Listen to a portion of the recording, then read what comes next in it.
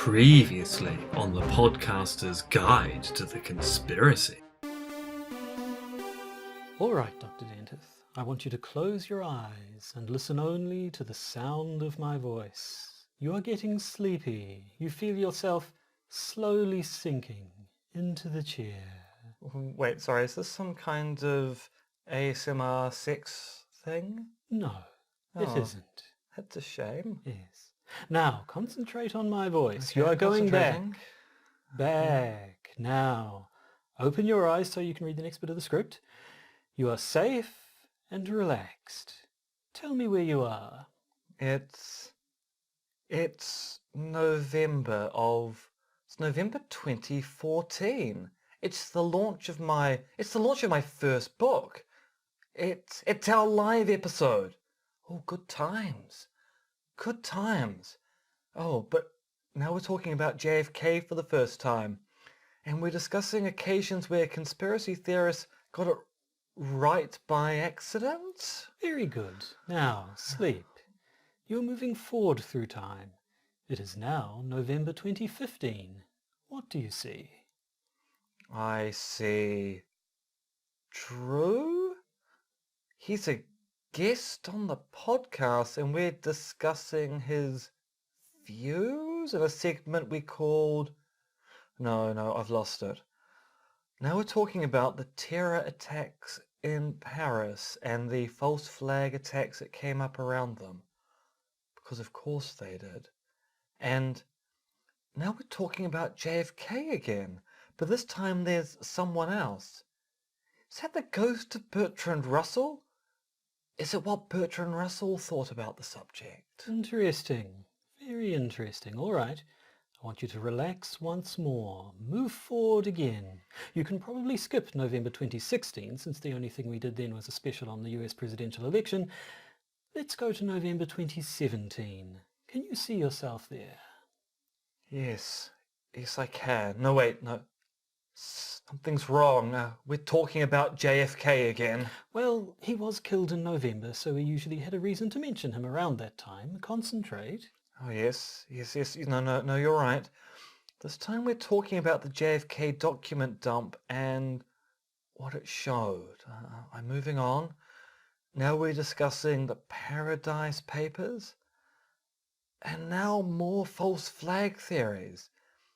The USS Liberty incident and the Kai-10 massacre, I think? Very good. We're nearly there now. One more year forward to November 2018. Are you there, Dr. Dentith? Yes, I am. There's no JFK. Instead, we're talking about the death of John Paul I. Now we're reviewing things. Strange and terrible things. A book. It's called Morning Star's Tale. And another. Ethical Human Rights. Yes, Ethical Human Rights. Awful. And I'm interviewing Pat Stokes. Oh, that's much better. And now we're discussing World War I and the stab in the back myth that followed it. Wonderful. You've done very well. Now, it's time to return to the present. When I snap my fingers, you will be back in 2019, calm and relaxed and ready to record this week's episode. You will be at peace with the fact that the episode is a week late and it's all my fault. You will only feel love and contentment and you will cluck like a chicken. Oh, I feel completely refreshed. Let's get on with the episode then. It's November 2019 and this Is the Conspira. Classic.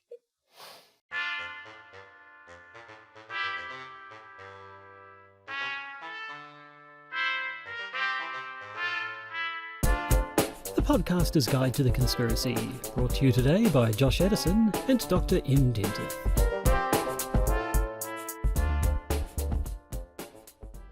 Hello and welcome to the Podcaster's Guide to the Conspiracy. I am Josh Addison.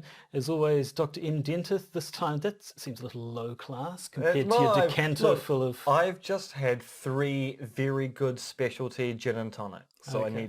I feel the need Right. to yes. water No more down the spirits. quality Who knows what booze could happen? with Indeed. Boundary Road, which is a decent supermarket beer. Yes. Not no, that it you would certainly know. is. Well, no, my wife likes it. So I know second hand. Josh, second your hand. wife likes a lot of things, and also she's your common law partner. Well, we'll be speaking about laws common and otherwise in the bonus section, but not in this section. Because we're doing the news episode, and yes, it is a week late. I wasn't able to record last week. And so this that is nominally the news episode for November is now going out in December. Although given that we'll probably have to finish December early because of all the Christmas business, we probably won't have a December news episode. So maybe we can call this the November/December one and cover Nothing our, interesting cover our happens bases. in December No, anyway. no, who knows? Yes, so it'll be new, it'll be a catch-up, it'll be things we've talked about behind your backs with our favourite people, the patrons. But It's true, we talk about you behind your back so all much. the time. Probably the shouldn't patrons do that. know so much about you. Frankly, I'd be worried. But speaking of patrons, I understand we have a new one. Yes, the mysterious N. N.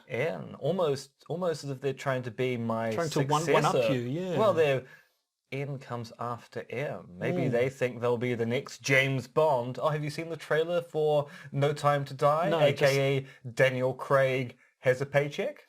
No, I've seen the posters, but not the trailer. For some reason, people seem very excited about this James Bond trailer. I watched it going, Daniel Craig really, really wants out, and he's really, really angry about it. Well, I mean, admittedly, it means he's expressing emotion for the first time in James Bond's career. that'd be Since nice. basically Casino Royale. But the expression is anger, and the anger is, I need to escape what's happening in this film. Yes, he hasn't been fairly upfront about the fact that he'd like out, hasn't And he? yet he keeps on taking paychecks to do more. It's as if they're forcing him to do more James Bond films. They keep on saying, well, we'll offer you money if you'll do the next one. He goes, I don't really want to do it. Oh, that check's a lot quite of money. big. Maybe I'll do one more, but I'm not going to enjoy it. Anyway, we're not here to talk about James Bond, although we could. Actually, I mean, we actually could for the whole conspiracy theory angle. Well, whole there's lots of Spectre conspiracy thing. theories Yeah. in Bond, yeah, but that's not in the script for this week. The script involved you clucking like a chicken, which you did very well, I thought. But no, now the rest of the script is news and updates to previous news stories, so we better fire into them. I would Indeed, say. let's play the news sting. Breaking conspiracy theories in the news. So, where do we begin? We begin in the UK or Russia? Well, somewhere in between. I mean, basically they're the same thing these days. Everywhere is Russia, as we're finding out with modern day political economies. So yes, there's been a bit of a story over the last month about a potential hack of an election, but not in the US, but by the Russians in the UK. Josh, what's been happening in the UK that's got people so worried about Ruskies under the bed? Well, so there's been this report that we think talks about how Russia interfered in the Brexit referendum.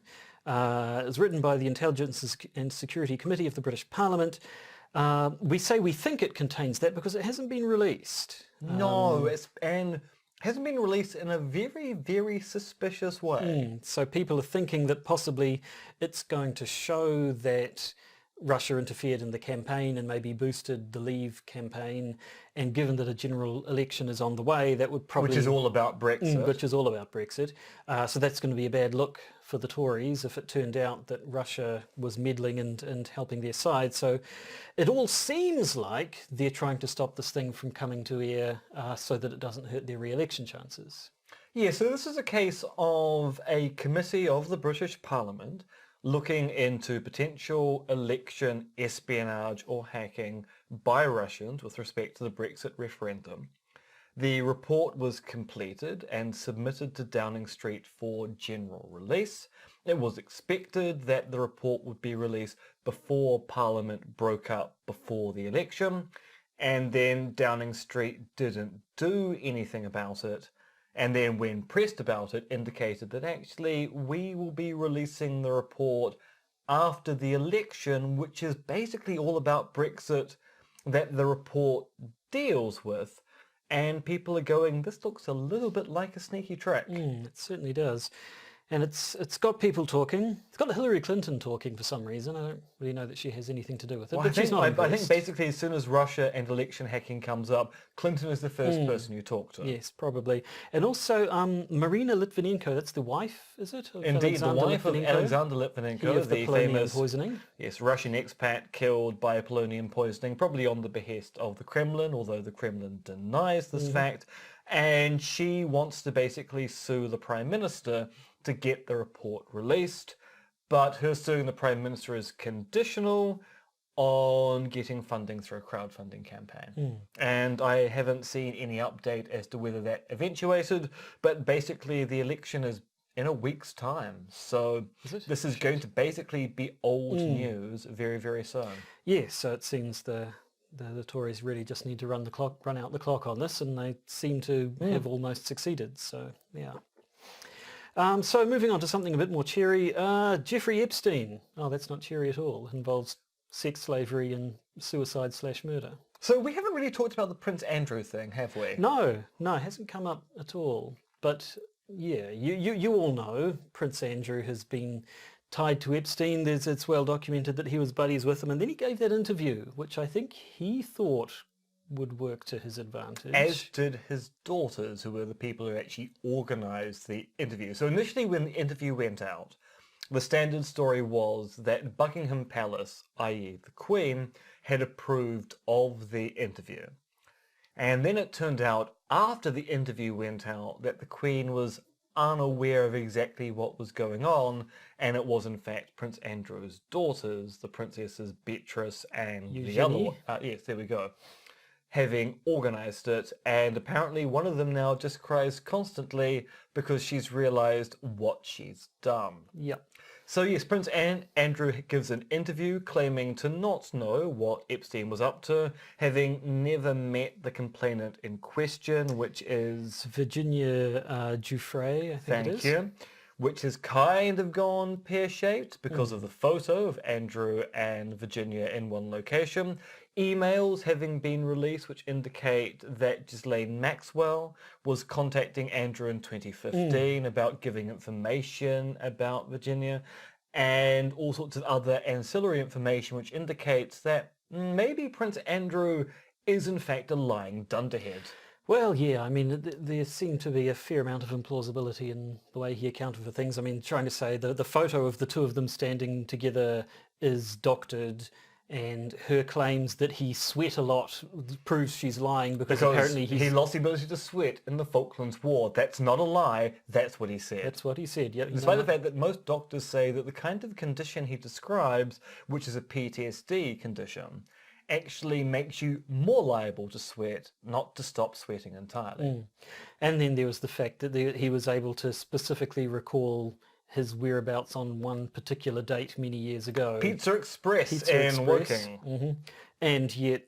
Now, admittedly, I have to say, if I were a member of the royal family, I'd probably remember going to a pizza chain restaurant. That's one of those once in a lifetime thing for a royal. Yeah. This is how plebs eat, is it? Do I eat the pizza with my fingers? Oh my god, this is amazing. But yeah, so it all appears to have backfired on Andrew. He's retired, hasn't he? He's withdrawn or being from forced to resign. Oh, actually, did you hear about the Trump connection?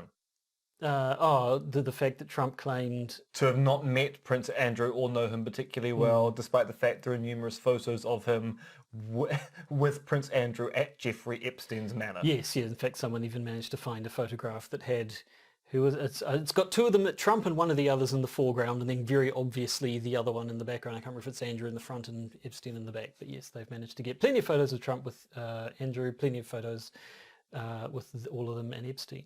Yes. It's all looking just a little bit wonky. Yeah, it is just ever so slightly weird. But that hasn't been the only Epstein news. So over the course of the last month, we discovered that there was a story with ABC anchor Amy Robach, where she basically, in between shooting segments on an ABC News show, was complaining to a producer about how they wouldn't air a show about the Jeffrey Epstein allegations, which then went in a rather weird direction, didn't it? Yeah, so she said she'd This was, 2013, I think? Yeah, it was. So she'd had the story years ago. She'd had a source. She'd interviewed. She was all ready to go with the story about Jeffrey Epstein, and the network nixed it. And so she was complaining about this in between takes, but the camera was still rolling and it was still recorded. Then last month, or a bit more than a month ago now, I guess, this video got leaked via Project Veritas, and people The James O'Keefe outfit that we've poured scorn upon in the past. So initially it seemed slightly dodgy just because we tend not to trust anything the guy says, but the video appeared to be legit, and then there was a bit of stuff about how it apparently had been leaked by someone who worked at ABC at the time. It had moved to CNN, and then when it was found out this person had leaked, ABC sort of said, oh, by the way, CNN, that person working for you just leaked material they shouldn't have, and then the particular leaker got fired, which, I mean, is kind of fair enough, I guess. I mean, it's like whistleblowers and all that sort of stuff. It seems a little bit dodgy, but on the other hand, if you are working for a private corporation, that's the sort of thing they would look down on quite strongly, so I don't know. However, on the did Jeffrey Epstein kill himself or was he murdered conspiracy theory angle, two interesting tidbits. For one thing, two of the correction officers who were involved in supervising Epstein are being charged with failing to do their jobs and then covering up their dereliction of duty. But as with most of the stuff that's come out, it kind of works both ways. I mean, that's consistent with them being paid off or whatever, or deliberately hiding the fact that he was murdered. It's also consistent with them just being a little bit incompetent and in a poorly funded prison system and trying to cover up their incompetence with by doctoring records after the fact. Yeah, although what was interesting was that Kathleen Sawyer, who's the new director of the Federal Bureau of Prisons, the previous one had to resign because of the whole Epstein fiasco, has said that FBI agents are looking at the possibility that a criminal enterprise played a role in Epstein's death. Which again, yeah, it shows they're looking into it. It doesn't, if you believe Epstein was murdered, you'd jump on that and say, oh, look, even the authorities think he was murdered. Even the authorities know. But Whilst if you don't think he's murdered, you might go, well, the authorities have to tick every single box, so they're going to at least investigate the claim, even though we know it's nonsense. There's also an interesting little story where there was a poll in the States that by, who was it? It's not written down there. It was like Survey Monkey, wasn't it? Oh, which I wondered if they were related yes. to MailChimp. Yes, I don't think so. That was a joke we made in the Patreon episode. So a survey of people in America basically saying, do you think Epstein was murdered? And the number one response was yes, followed by I don't know, followed by no, he committed suicide, which obviously doesn't prove anything, but it does show there was the previous study, the previous survey rather, had shown fewer people thinking that he had been murdered, so the number is rising. And apparently the belief that Epstein was murdered, I keep doing the Jepstein. That's my, good old Jep. That's how he's known on the street. Meet George Jepstein.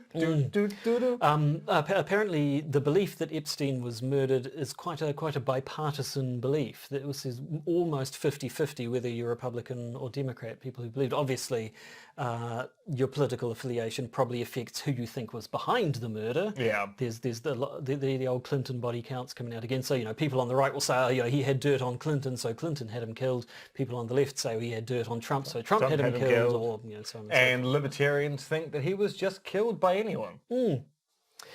So yes, Epstein, wacky fellow. Glad he's dead. Yes, I have to say. However, you know who's not dead?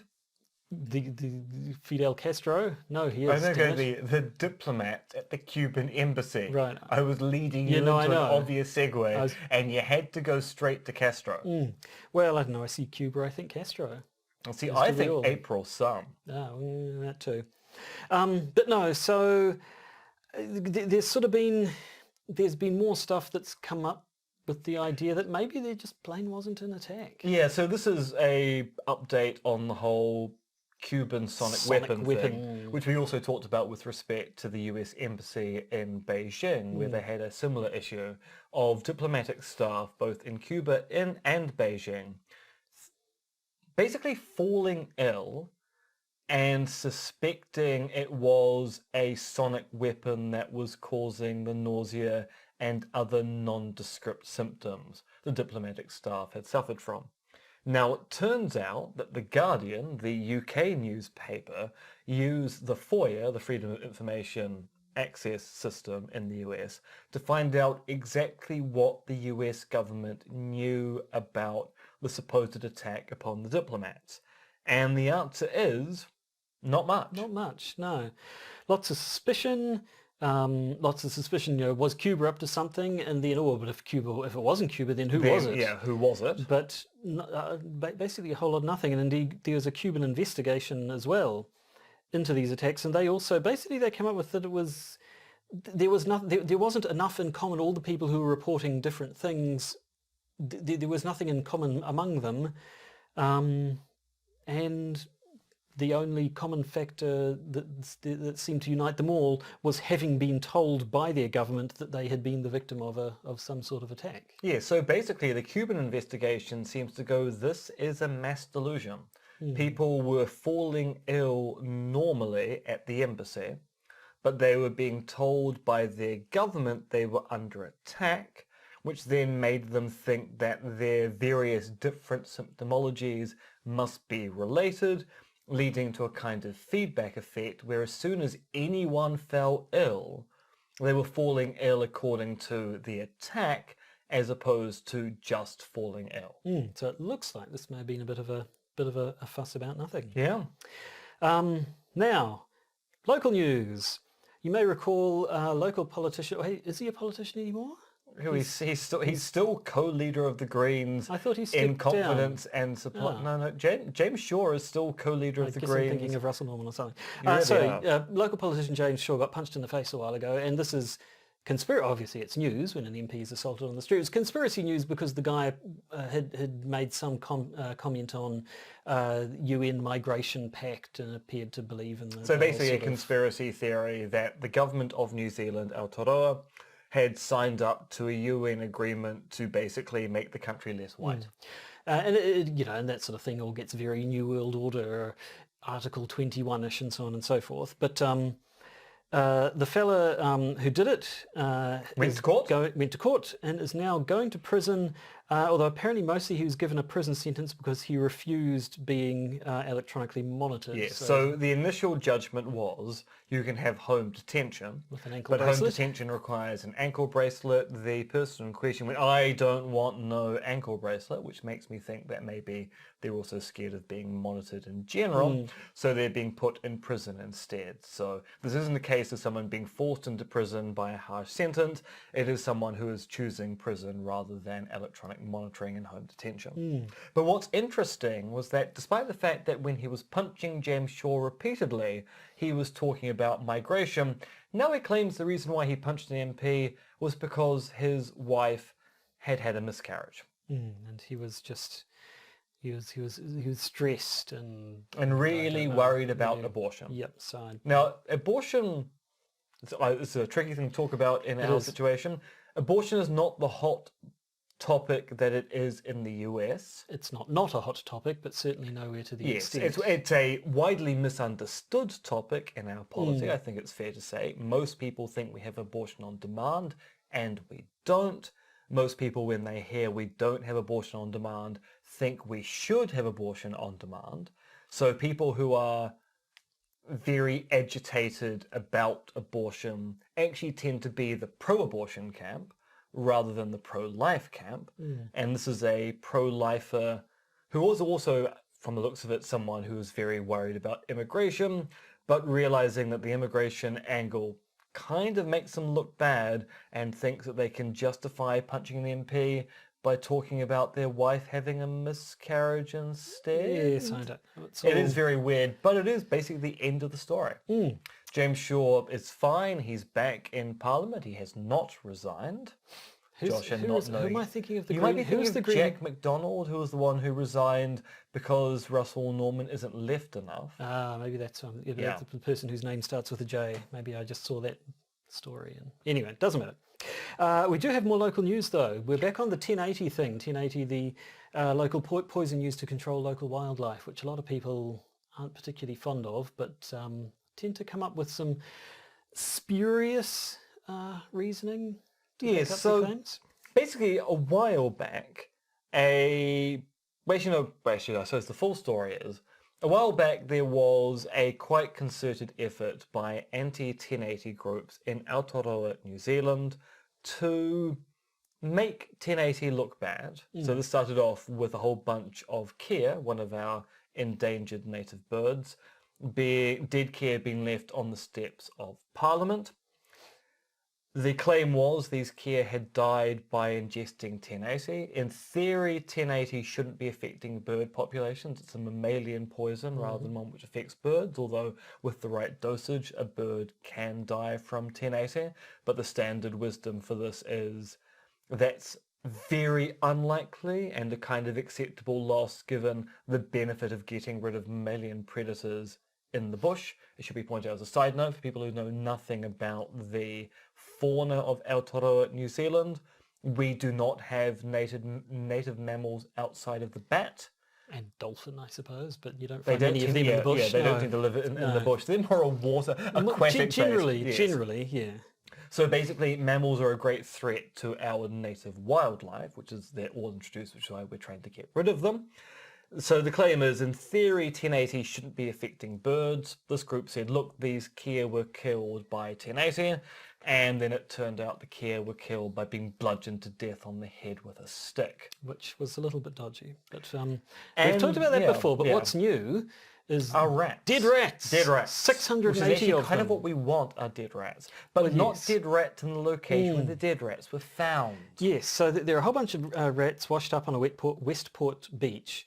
And the claim was that these rats had been killed by 1080 poison in a forest quite some distance away, and then had been washed down there from floodwaters. And it was like, well, if that's true, if they'd been killed by 1080, then this is a big deal, because that means 1080 is escaping from the areas where it's being dropped, and it's supposed to be tightly controlled and so on. And animals which have been poisoned by 1080, the 1080 remains in their system, so it can be a problem if other animals eat the corpses of the So it could be a deal if poisoned animals were being washed far, far away. But it is somewhat contentious as to how these rats actually died.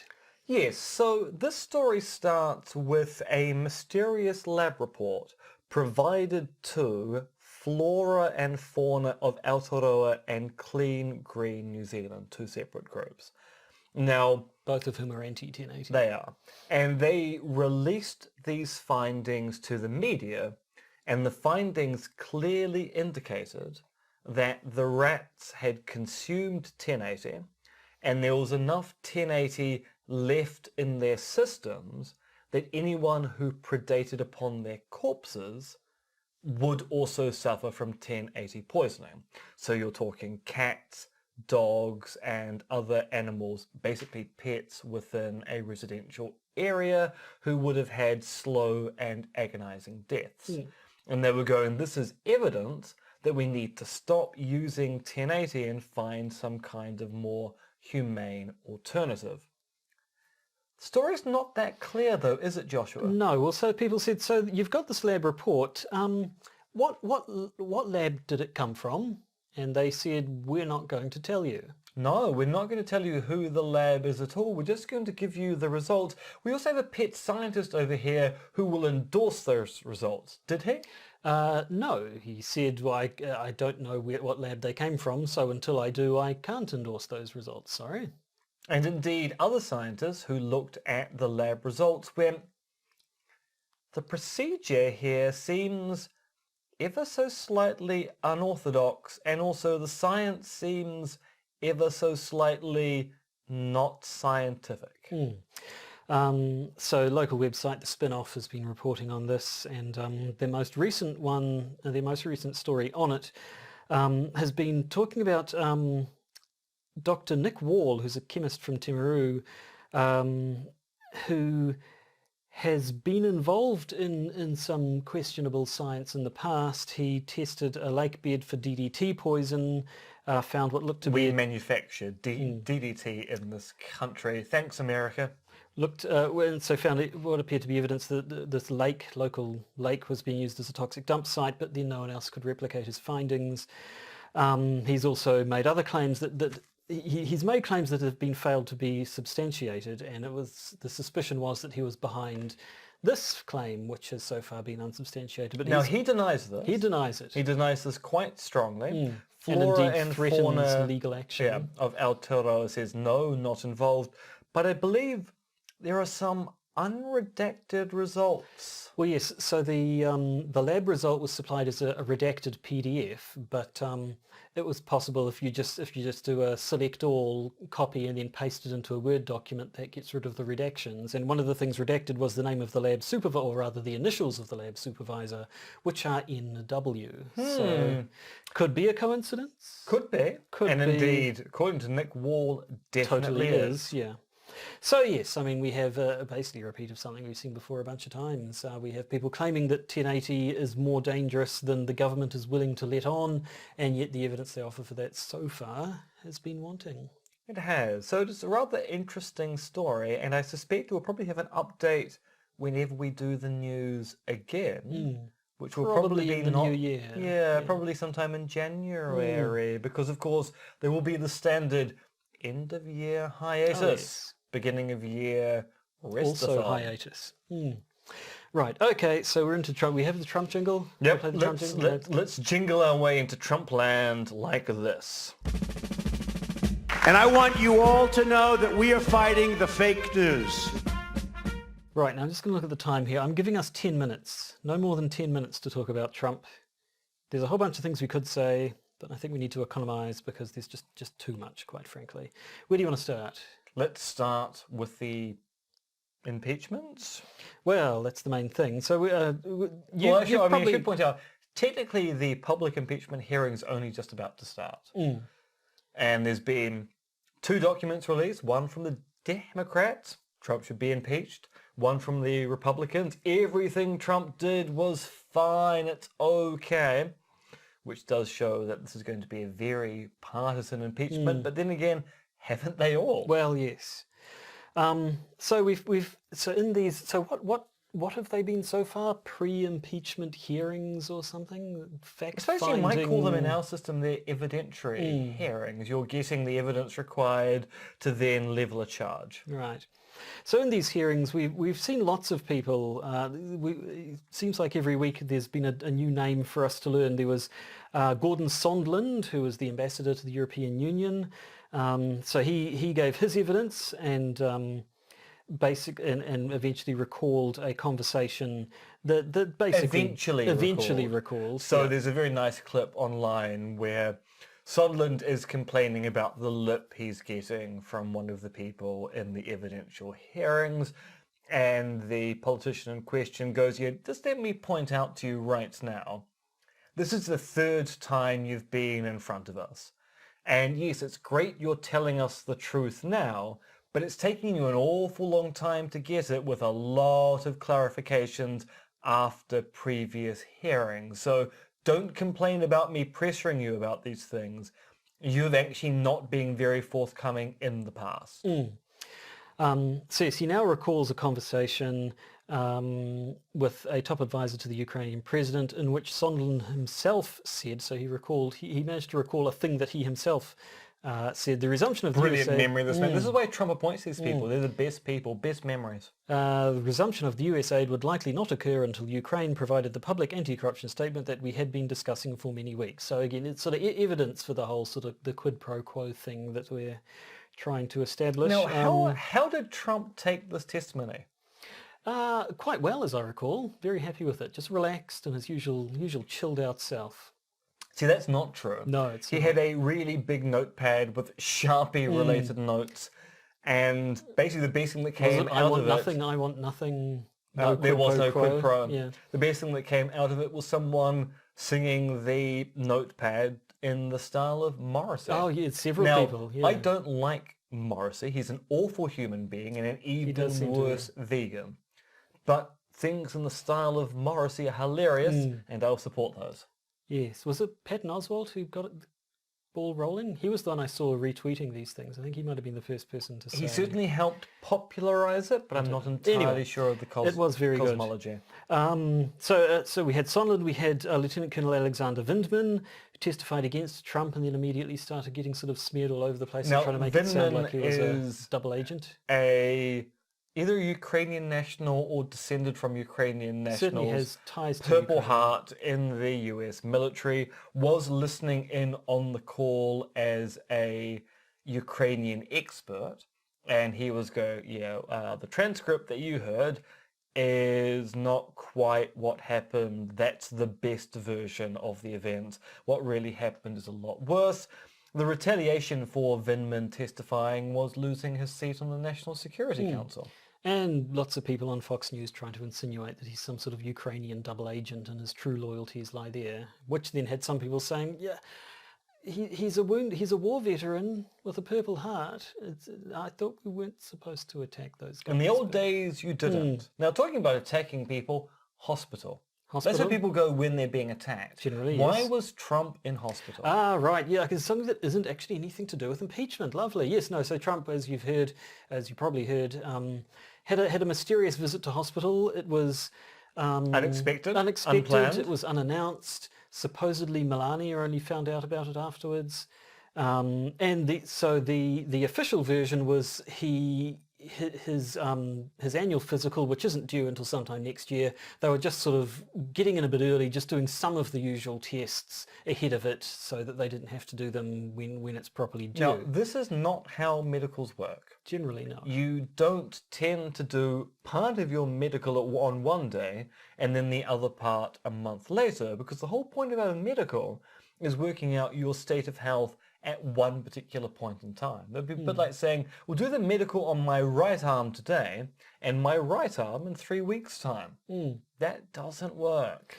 Yeah, so immediately there were a variety of conspiracy theories around what might have happened. Some people said, this shows Trump is seriously ill and they're trying to hide it. Some people said this is laying the groundwork for, should the impeachment all go unfavorably towards Trump, for him to resign due to medical reasons. Some, there's them saying, look, he was already, the signs were already showing before. He's not retiring because of impeachment. It's because he's not well. Yeah, so basically you show that he's been going to the doctor for a while now, as we saw back in November, and it's got to the point now where we have to go, he's probably not fit enough to continue being president. So we'll allow the vice president to take control, Mike Pence, who will probably give former President Trump a pardon, and it's all going to be fine. Yes. Now, of course, these conspiracy theories are fairly baseless at the moment. There's also the InfoWars version, which is that Trump's food taster, which apparently is a thing. Well, yep. I understand it's not. It's not like in the court of a king, but the chef who's in charge of the White House kitchen is also the person who tastes the food. Yep. So they are technically a food taster, even though their primary job is actually being a cook. So supposedly his taster had taken ill and may have been poisoned, and so Trump was rushed off to make sure that he hadn't been poisoned also. But then again, I believe there's no evidence for that claim. No, it's a unsubstantiated InfoWars story based upon an anonymous source, and as we know about InfoWars, they're not the most reliable people when it comes to any form of reporting. No. So all we know is that he had a medical appointment of some sort, and none of the explanations as to exactly why he did that appear to be adding up at the moment. So how much? We have 3 minutes left by my count. What else do we have? We have Roger Stone. We Stone. can't avoid talking about the most dapper man in American politics, the penguin of the American Republican race, Roger Stone. Roger Stone, who no lies, has a tattoo of Nixon on his back. Yes, that is not Richard a lie. Nixon's that is actually face true. Is tattooed on his back. Why would you make that up, quite frankly? Why would you have... Why would you do it in the first place? But there are so many questions here. So yes, he's been found guilty of being a liar. Yeah. where prosecutors accused him of telling lawmakers 5 different lies related to WikiLeaks and Assange. So this is going back to more election interference stuff, not Ukraine stuff. And yeah, he's been sent down. Soon to be possibly soon to be following him. We have old Devin Nunes has got in trouble. The Noonster. The Noonster. But we talked about this in the Patreon thing, and I had Rudy trouble. Giuliani thing. So 3 of Rudy Giuliani's compatriots into the investigation of the Ukraine are under charge at the moment for collusion with Ukraine and the Trump campaign. One of them is this guy called Lev Parnas. Lev Parnas was sent to the Ukraine by Rudy Giuliani to investigate the whole Hunter Biden thing. Turned out that Devin Nunes, because we've never been sure exactly how to pronounce his name, has been in contact a lot with Lev Parnas about the Ukrainian investigation. Devin is threatening to sue people who make claims he's associated with it, but the phone records are now out showing he's been in contact with him, including him calling Parnas and not just Parnas calling him, which means that we now have a direct link between the Republican chair of the evidential hearings about Trump being in contact with the people doing the very bidding that's being investigated by this particular committee, which threatens to impeach Trump for that activity. So a massive conflict of interest, if this is Indeed. borne out. So not looking so great for the Devster, and even Giuliani himself. We saw over the past week or two, Trump sort of distancing himself a little bit from Giuliani, leading to the most bizarre insurance claim of all time. Yes, so I mean, it started. Trump was talking to Bill O'Reilly, I believe, and O'Reilly said, "So did you send Giuliani to Ukraine to talk about this stuff?" And and Trump said, "No, I didn't do it. I don't know why he went over there." He has a lot of clients, some in Ukraine, and definitely appeared to be trying to distance himself in the way that we've seen him distance himself from other people who've then ended up in jail or being found guilty of other things. And then yes, Giuliani basically said he has insurance, quote unquote, if he ends up going down, and sort of implied that the insurance is dirt on the Bidens, which is odd because the whole thing has been them trying to cook up dirt on the Bidens, and so surely if he had that, he would have released that by now and wouldn't be holding it. It didn't make a lot of sense. It made as much sense as his claim about active FBI agents investigating Hillary Clinton, where it turns out that Giuliani is now claiming that when he made that claim, he wasn't talking about agents who are active in the FBI investigating Hillary Clinton. He was referring to ex-agents of the FBI who are retired, who are still physically fit, Right. and thus are active agents of the FBI, and really appreciates that it was a very confusing thing for him to say, but when you actually explain it this way, it makes complete sense. Perfect sense. As much sense as anything, I think. Makes no sense In at these all. topsy-turvy times. Oh, look at that. Oh, we went 2 minutes over. Oh, well, that's okay. We've come to the end, I think. We have. We That have was no the more news material. update for November, delivered Slash in early... December. So there you go, and that's all the news you're getting out of us for this year. But plenty more chicken noises, as many as you can Well, handle. unless you're a patron. There's probably more Yes. news for you, although not this week, because... no. As you may be aware, or maybe not, because we may have only discussed this in the Patreon episodes, when we do a news episode, we do a content episode for our patrons. And this week, we're talking about the exciting topic of Soviet sovereign citizens. Now, we could explain what Soviet sovereign citizens are now, but We're not we're going not to. going to, because we're saving that for our patrons. Now, So if you wanna donate know- us $1 a month, you get the exciting topic and you get the exciting news updates between exciting topics. So for $1 or more, you can give us more a month, you get exciting content and of course you get our love. The rest So of you much of our listeners, love. the rest of, we said we definitely like all of our listeners and We don't definitely love you. appreciate We don't love your you. listenership. But no, it's not the same. No, no. You're- We love our patrons. I mean, we really love our patrons. I kind of wish we wouldn't sometimes, I think, but it's too late. Unfortunately, It's much too yeah. late. Fortunately, when you join, there's a contract and there are consequences. Bodily fluids, yeah. Yeah.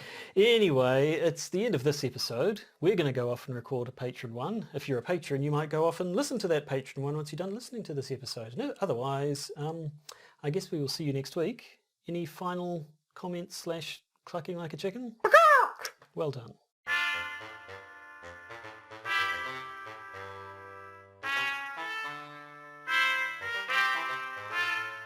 You've been listening to the Podcaster's Guide to the Conspiracy, starring Josh Addison and Dr. M.R. Extended, which is written, researched, recorded and produced by Josh and M. You can support the podcast by becoming a patron via its Podbean or Patreon campaigns. And if you need to get in contact with either Josh or M, you can email them at podcastconspiracy@gmail.com or check their Twitter accounts, Monkey Fluids and Conspiracism.